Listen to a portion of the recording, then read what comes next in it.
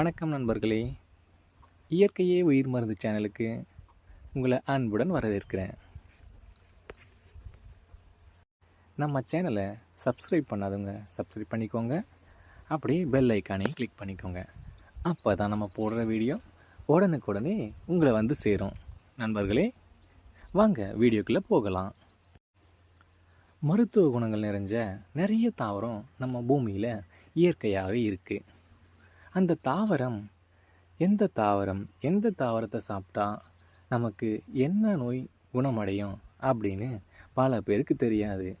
நம்ம கண்ணு முன்னாடியே அந்த செடி இருந்தாலும் அதுதான் அப்படின்றது நமக்கு தெரியாது. அதில் ஒன்று கீழா நெல்லி. அந்த கீழா நெல்லியோட மருத்துவ பயன்களை பற்றி இன்றைக்கி நம்ம இந்த வீடியோவில் பார்க்க போகிறோம்.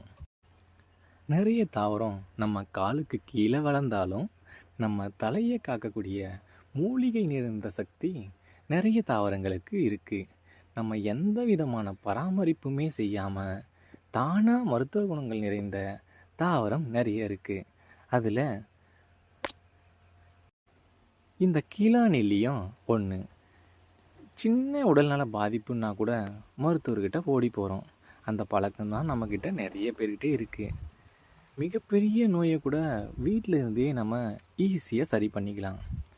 அப்படி ஒரு அற்புதமான மூலிகை நிறைந்த கீரை தான் கீழா நெல்லி. இந்த கீழா நெல்லிக்கு கீழ்வாய் நெல்லி, கீழ்காய் நெல்லி என்று பல பேர் பல ஊர்களில் பல விதமாக சொல்லுவாங்க. இது ஒரு குறுஞ்செடி வகையை சார்ந்தது. இது எங்கெங்கே இருக்கும்னா நீர்நிலைகள், வயல் வரப்புகள் மற்றும் பால் நிலங்கள், அந்த மாதிரி இடத்துங்களில் வளரக்கூடியது. இதனுடைய இலைகள் எப்படி இருக்கும்னு பார்த்தோம்னா புளிய மரத்தின் இலைகள் போலவே 2 வரிசைகள் சின்ன சின்னசா அப்படியே வரிசையாக காணப்படும். அது மட்டும் இல்லாமல் இந்த இலைக்கு கீழே பூக்கள் பூக்கும். அந்த பூக்கள் காய்களாக மாறி அழகான வரிசை போன்று நிற்கும். இந்த கீழா நெல்லியோட அறிவியல் பெயர் என்னன்னா ஃப்ளாந்தஸ்.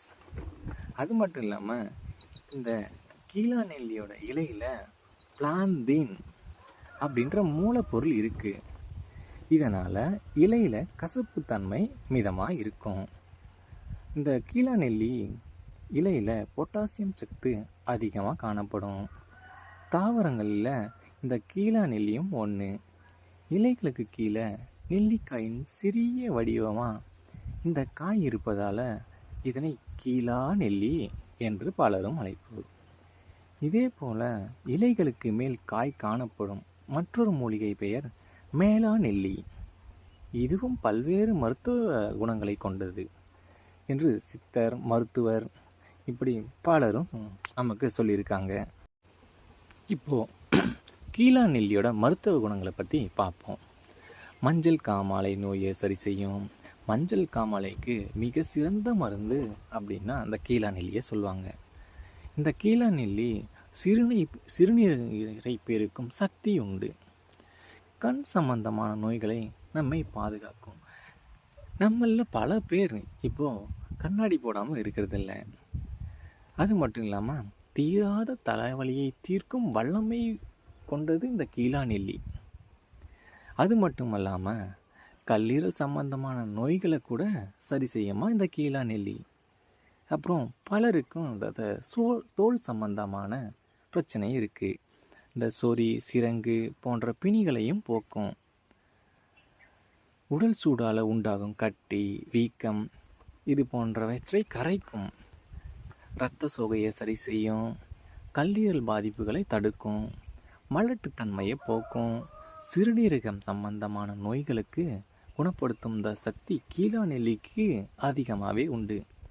அது மட்டும் இல்லாமல் சர்க்கரை நோயும் கட்டுப்படுத்தும். இந்த உடல் சூட்டை குறைச்சி நம்மளுடைய முடி சம்பந்தமான பிரச்சனைகளை நம்மளிருந்து விடுவிச்சிக்கும்.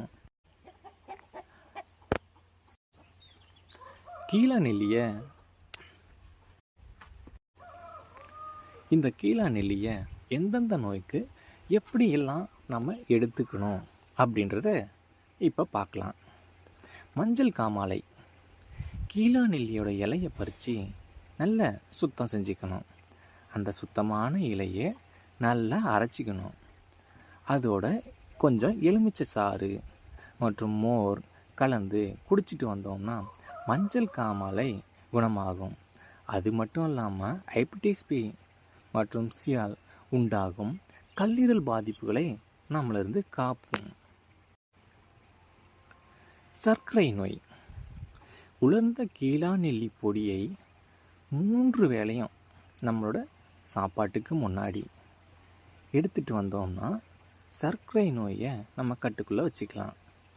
சிறுநீரகம் மற்றும் கல்லீரல் பாதிப்பை தடுத்து டயாலிசிஸ் செய்வதிலிருந்து நம்மளை பாதுகாக்கும் இந்த கீழா நெல்லி. உடல் சூடு மற்றும் தொற்று நோய்கள். கீழா நெல்லியின் வேரை நல்லா அரைச்சி பசும்பாலோட கலந்து 3 வேளையும் நம்ம குடிச்சிட்டு வந்தோம்னா உடல் குளிர்ச்சி அடையும்.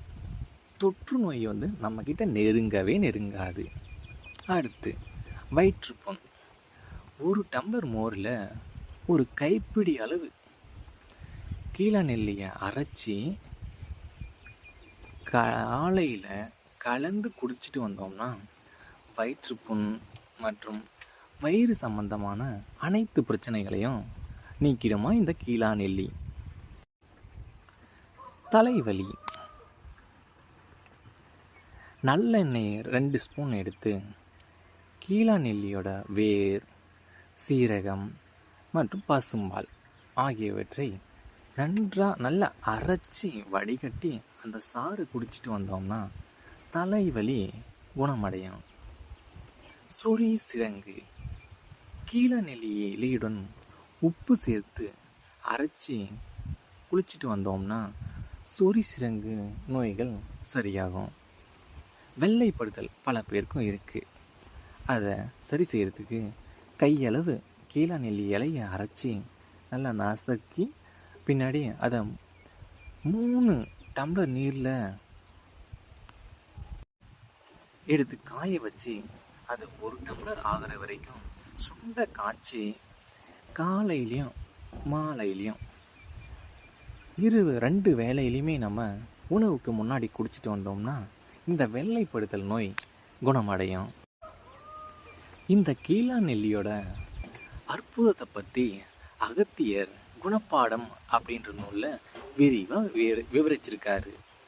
இயற்கை நோயை போக்கும் அதில் அற்புதமான மூலிகை கொண்டது இந்த கீழா நெல்லி.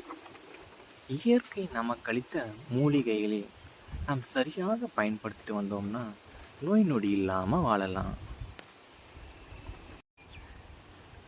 இன்னைக்கு கீழா நெல்லியோட மருத்துவ பயன்களை பற்றி பார்த்தோம். அதே போல் இன்னொரு நாள் ஒரு புதிய தகவலோட மீண்டும் சந்திப்போம் நண்பர்களே. நன்றி, வணக்கம்.